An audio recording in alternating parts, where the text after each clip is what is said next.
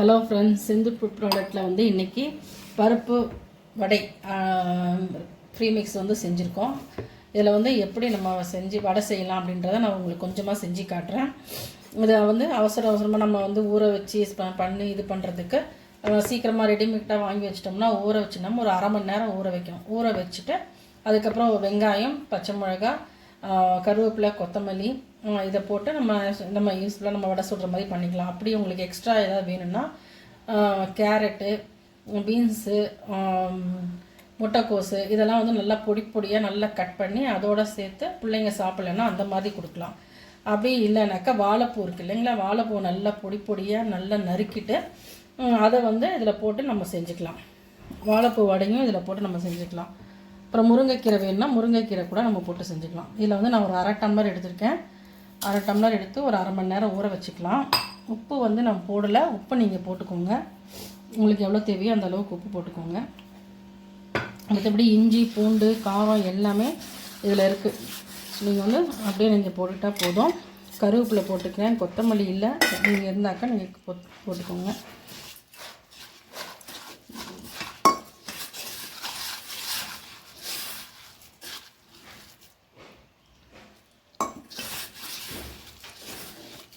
கொஞ்சம் கெட்டியாகவே நம்ம கலக்கி வச்சுக்கலாம், என்ன வடை போடுறதுனால. அப்படி அரை மணி நேரம் ஊறினதுக்கப்புறம் உங்களுக்கு ரொம்ப கெட்டியாக இருந்தால் லைட்டாக நீங்கள் தண்ணி தெளித்து நீங்கள் வடை போட்டுக்கலாம். உப்பு காரம் செக் பண்ணிக்கோங்க. செக் பண்ணிவிட்டு நீங்கள் வடை போட்டுக்கலாம். இதில் நீங்கள் முருங்கைக்கீரை போட்டுக்கலாம். வாழைப்பூ வேணுன்னா வாழைப்பூ நல்லா பொடியாக நறுக்கி வாழைப்பூ வடையும் செஞ்சுக்கலாம். பாருங்க, இது ஊறட்டும் அரை மணி நேரம். ஊறினதுக்கப்புறம் நான் வடை போட்டு காட்டுறேன். பாருங்கள், நான் வந்து கொஞ்சம் கெட்டியாக இருந்துச்சு நான் பிசைஞ்சு வச்சது. இப்போ வந்து கொஞ்சம் லைட்டாக தண்ணி தெளிச்சுட்டு இந்த அளவுக்கு நான் வச்சுருக்கேன். இதில் வந்து கருவேப்பிலை, வெங்காயம் இதெல்லாம் போட்டிருக்கேன். கொத்தமல்லி தழை மட்டும் இல்லை, உங்கள்கிட்ட இருந்துச்சுன்னா போட்டுக்கோங்க. இது மாதிரி வாழைப்பூ போட்டுக்கலாம், பொடியாக கட் பண்ணி. கேரட், பீன்ஸ் போட்டுக்கலாம். நம்ம வடை போட்டுக்கலாம். எண்ணெய் காஞ்சிருச்சு.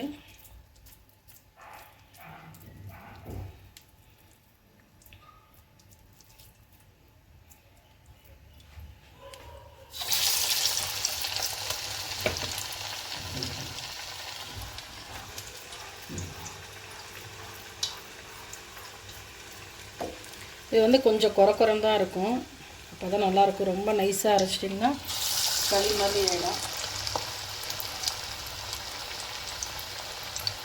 எண்ணெய் காஞ்சோம்னா சிம்மில் வச்சுட்டு போட்டுக்கலாம்.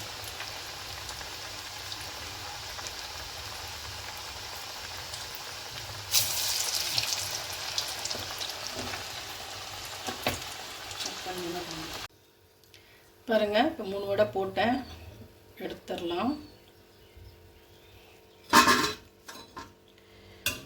இப்போ அரை டம்ளர் நான் போட்டிருக்கேன். பாருங்கள், ஒரு ஊட்டி வச்சுருக்கேன். மொத்தம் வந்து ஒரு 11 வருது. இன்னும் கொஞ்சம் சின்னதாக பண்ணிங்கனாக்கா ஒரு 12 வடை போடலாம் அரை டம்ளருக்கு.